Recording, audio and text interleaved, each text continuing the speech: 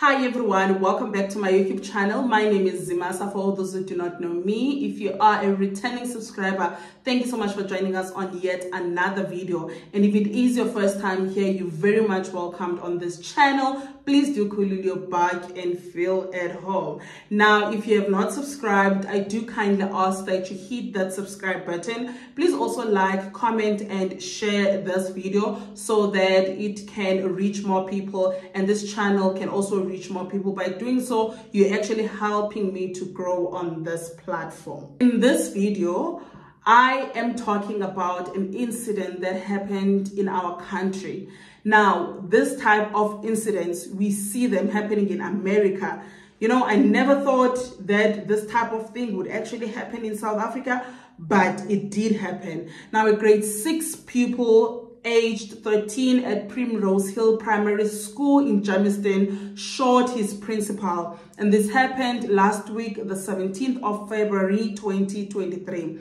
Now, it is said that the week before, the parents of this child were called to the school to actually discuss this child's performance. So it is said that the teacher noticed that this child is actually performing very poor and his books are not signed, and it has been 5 weeks since the books were signed. So they called the parents came for a meeting. So when they got home, it is said that the parents decided to actually reprimand the child, you know, as to why is it that you do not take your work serious.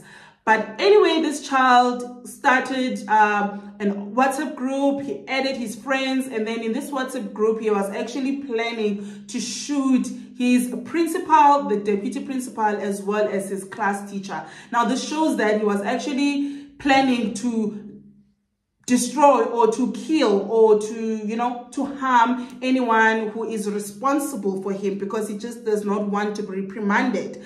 Now, it is said that on this particular day, on the 17th of February 2023, the principal found this student at the foyer with other students, and he told them to actually take out their workbooks. But then it is said that this student started mumbling, such that the principal, you know, he just brushed it off and he walked away. Then when he was next to the staff room, he found this student.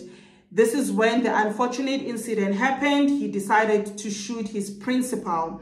And, you know, the principal was wounded to an extent that he was taken to hospital for special care. And when I was actually going through the article, I think the principal is now at home under some intensive care. Now, this student, it is said that when he stopped firing shots at his principal when the security at the school also started firing shots. And then this student just dropped the gun, you know. Now, you're probably wondering where this child got a gun from, because I mean, like, a 13-year-old does not have a right to have a firearm. It is said that this firearm belonged to his father, who has now been taken by the police. You know, he was arrested for gross negligence, because how is it that a child aged 13 gets access to your gun, you know?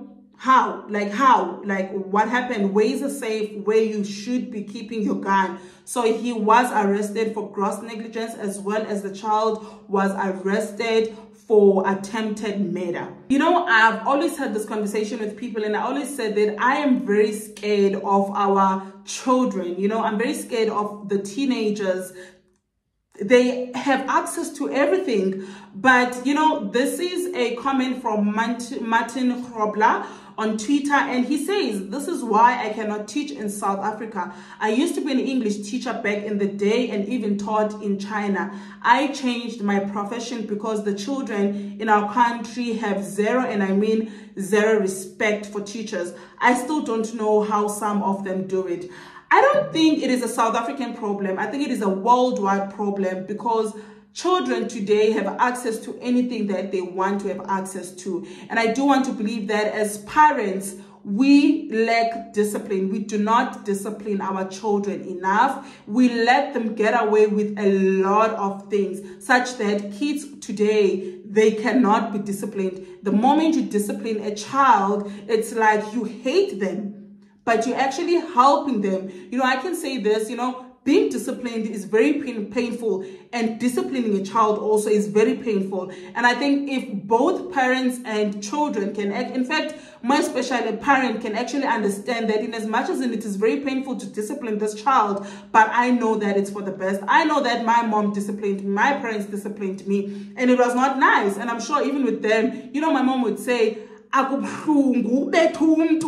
but that time she was helping you. If I have to look at myself today, I sit down and I thank my parents for the discipline that they instilled in me. So I don't think this is a South African problem. I think this is a worldwide problem, because we've seen this on a lot of cases, with a lot of cases in America, where, you know, a child will have a firearm. However, this is not the only case that actually happened in South Africa, where a 13-year-old has been found with a firearm that actually belongs to a father. There is a case that was reported in 2022 of a father in Limpopo who gave his son a gun for protection. How do you give a gun to a 13-year-old for protection?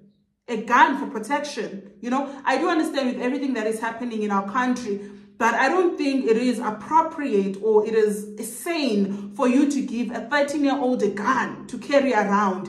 Now, let me read what was reported with regards to this case. In 2022, a Limpopo man was arrested for negligent handling of a firearm after he allegedly gave his 13-year-old son a licensed firearm for protection.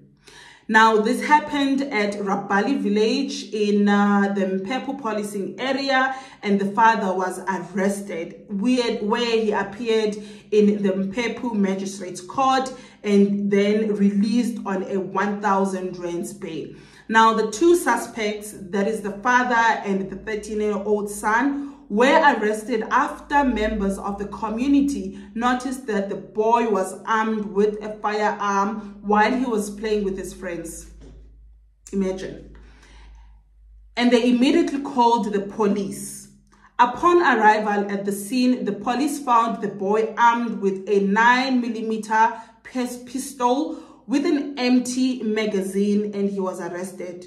Now, the teenager informed the police that the firearm belonged to his father.